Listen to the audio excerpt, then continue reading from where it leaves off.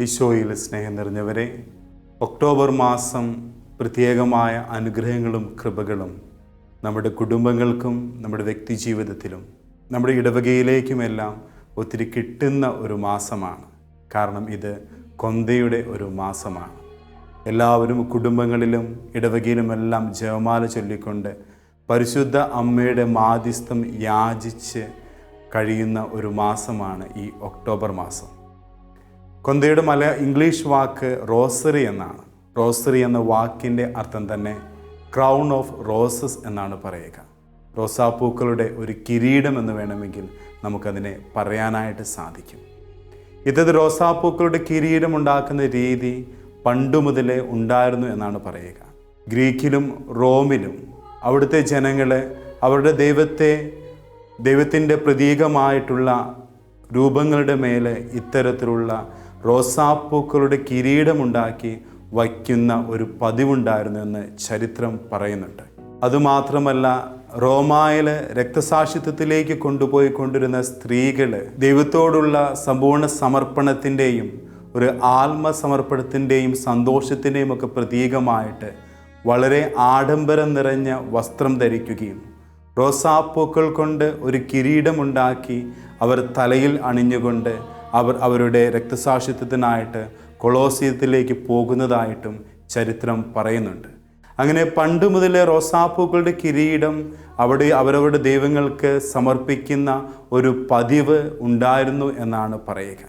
അങ്ങനെ നോക്കുമ്പോൾ ജപമാല ചൊല്ലുമ്പോൾ ഓരോ ജപമാലയും ഓരോ രഹസ്യങ്ങളും ഓരോ നന്മ നിറഞ്ഞ മറിയും നമ്മൾ ചൊല്ലുമ്പോൾ അത് ശരിക്കും ഓരോ റോസാപ്പൂക്കളാണ്.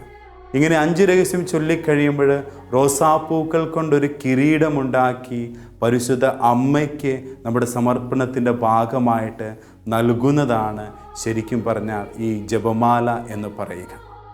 അങ്ങനെ നമ്മൾ മഹിമയുടെ രഹസ്യത്തിൽ 5-ാം രഹസ്യത്തിൽ പറയുന്നുണ്ട്, പരിശുദ്ധ അമ്മ സ്വർഗത്തിലേക്ക് എടുക്കപ്പെട്ടപ്പോൾ തൻ്റെ ദിവ്യകുമാരനാൽ സ്വർഗത്തിൻ്റെയും ഭൂമിയുടെയും രാജ്ഞിയായി മുടി ധരിക്കപ്പെട്ടു എന്ന്.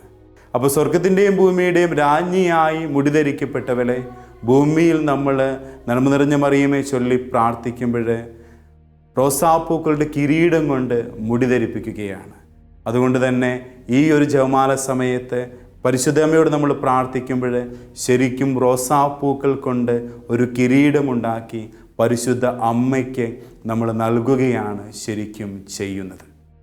9-ാം പീസ് മാർപ്പാ പറയുന്ന ഒരു കാര്യമുണ്ട്, ജപമാല ചൊല്ലുന്ന ഒരു സൈന്യമുണ്ടെങ്കിൽ ഈ ലോകത്തെ എനിക്ക് കീഴ്പ്പെടുത്താൻ സാധിക്കും എന്നാണ് പറയുക.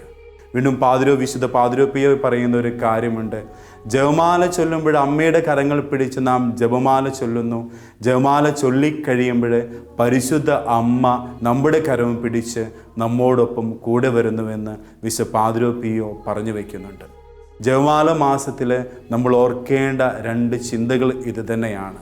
ഈ ലോകത്തെ കീഴടക്കുവാനായിട്ട് ജപമാല എന്ന വലിയൊരു ആയുധമുണ്ടെങ്കിൽ, ഒരു സൈന്യമായിട്ട് നാം നിലകൊള്ളുമ്പോൾ ജപമാല കൊണ്ട് ലോകത്തെ നമുക്ക് കീഴടക്കാനായിട്ട് സാധിക്കുകയും ഓരോ ജപമാല ചൊല്ലി റോസാപ്പൂക്കൾ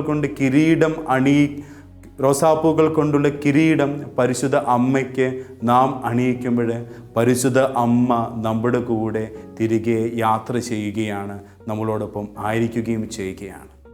ഇന്നത്തെ സുവിശേഷം നമ്മൾ കാണുക മത്തായിയുടെ സുവിശേഷം 17-ാം അധ്യായം 1 മുതൽ 5 വരെയുള്ള വാക്യങ്ങളാണ്. നമുക്കെല്ലാവർക്കും അറിയാവുന്ന ഈശോയുടെ രൂപാന്തരീകരണത്തെക്കുറിച്ചാണ് നമ്മൾ കാണുക. ഇതിനു മുമ്പുള്ള അധ്യായത്തിൽ 16-ാം അധ്യായം 21-ാം വാക്യത്തിൽ ഈശോ ശിഷ്യന്മാരോട് പറയുന്ന ഒരു കാര്യമുണ്ട്, ഞാൻ ജെറുസലേമിലേക്ക് പോകേണ്ടതാണെന്നും അവിടെ ചെല്ലുമ്പോൾ ശ്രേഷ്ഠന്മാരാലും പ്രധാന പുരോഹിതന്മാരാലും നിയമജ്ഞരാലും ഞാൻ വളരെയധികം സഹിക്കേണ്ടി വരുമെന്നും ഞാൻ മരണത്തിന് വിധിക്കപ്പെടുമെന്നും 3-ാം ദിവസം ഞാൻ ഉയർത്തെഴുന്നേൽക്കുമെന്നെല്ലാം ശിഷ്യന്മാരോട് പറയുന്നുണ്ട്. വീണ്ടും 22-ാം വാക്യം പറയുന്നു, പത്രോസ് പറയുന്നു, കർത്താവ് ഇതൊന്നും നിനക്ക് സംഭവിക്കാതിരിക്കട്ടെ എന്ന് പറയുമ്പോൾ 23-ാമത്തെ വാക്യത്തിൽ ഈശോ പറയുകയാണ്, നിൻ്റെ ചിന്തകൾ ദൈവികമല്ല മാനുഷികമാണ്. ഇതൊക്കെ വെളിവാക്കുന്ന രീതിയിലാണ് രൂപാന്തരീകരണം സംഭവിക്കുക. ക്രിസ്തുവിൻ്റെ യഥാർത്ഥ ഐഡൻറ്റിറ്റി, ക്രിസ്തു ആരാണെന്നുള്ളതിൻ്റെ വ്യക്തമായ തെളിവ് രൂപാന്തരീകരണത്തിലൂടെ സംഭവിക്കുകയാണ്. ഈ വചനത്തിൻ്റെ ഈ രൂപാന്തരീകരണത്തിൻ്റെ വചനത്തിൻ്റെ അവസാന വാക്യങ്ങൾ നമ്മൾ കാണുന്നു.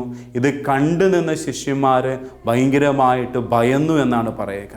അവർ ഭയവിഹ്വലരായി എന്ന് പറയുകയും അവർ മുഖം കമഴ്ത്തി അവിടെ കടക്കുകയും ചെയ്തു എന്ന് വചനം നമ്മളോട് പറയുന്നുണ്ട്. ഫ്രാൻസിസ് മാർപ്പാപ്പ പറഞ്ഞു വയ്ക്കുന്ന ഒരു കാര്യമുണ്ട്. ദൈവീകമായ ഇടപെടലുകളും സന്ദർശനങ്ങളുമെല്ലാം ഒരിക്കലും മനോഹരമായ അല്ലെങ്കിൽ സന്തോഷം നിറയ്ക്കുന്ന ഒരു ആത്മീയ അനുഭൂതി അല്ല എന്ന് പറയുകയാണ്. ദൈവത്തിൻ്റെ ഇടപെടലുകളൊക്കെ പലപ്പോഴും നമ്മളെ അസ്വസ്ഥരാക്കും, ഒരുപക്ഷെ നമ്മളെ ഭയപ്പെടുത്തും, ഒരുപക്ഷെ ഒന്നും കൂടെ മുഖം കുനിച്ച് ദൈവമേ ഇതിനെന്താണ് നീ പറയുന്നതെന്ന് അറിയാത്ത രീതിയിൽ നമ്മൾ ഭയന്ന് നിൽക്കുന്ന അവസരങ്ങളൊക്കെ ഉണ്ടാകും. വചനത്തിൻ്റെ അവസാനം പറയുന്നു, ഇത്തരത്തിലൊക്കെ ആണെങ്കിലും ശിഷ്യന്മാർ കണ്ണുകൾ ഉയർത്തി മുകളിലേക്ക് നോക്കിയപ്പോൾ ക്രിസ്തുവിനെ അല്ലാതെ വേറെ ആരെയും കാണാൻ പറ്റിയില്ല എന്ന് വചനം പറയുന്നുണ്ട്. നമ്മുടെ ജീവിതത്തിലും ക്രിസ്തു നമ്മളെ തൊടുന്ന ദൈവീക അനുഭവങ്ങളൊക്കെ ഒരുപക്ഷെ നമ്മളെ തന്നെ ഒന്നും കൂടെ മുഖം താഴ്ന്നു നിൽക്കേണ്ട അവസ്ഥ വന്നേക്കാം, ഭയപ്പെടുത്തുന്ന അവസ്ഥ വന്നേക്കാം. ഈ ഒരു അവസ്ഥയിലാണെങ്കിലും മുകളിലേക്കൊന്ന് കണ്ണുയർത്തി നോക്കുമ്പോൾ ക്രിസ്തുവിനെ മാത്രമേ നമുക്ക് കാണാനായിട്ട് സാധിക്കൂ. ക്രിസ്തു മാത്രമേ നമ്മുടെ കൂടെ ഉണ്ടാവുകയും ചെയ്യുകയുള്ളൂ. ജപമാല മാസത്തിൻ്റെ ഈ അവസാന ദിവസങ്ങളിൽ പരിശുദ്ധ അമ്മ നമ്മളേവരെയും അനുഗ്രഹിക്കട്ടെ. പിതാവിനും പുത്രനും പരിശുദ്ധാത്മാവിനും സ്തുതി. ആമേൻ.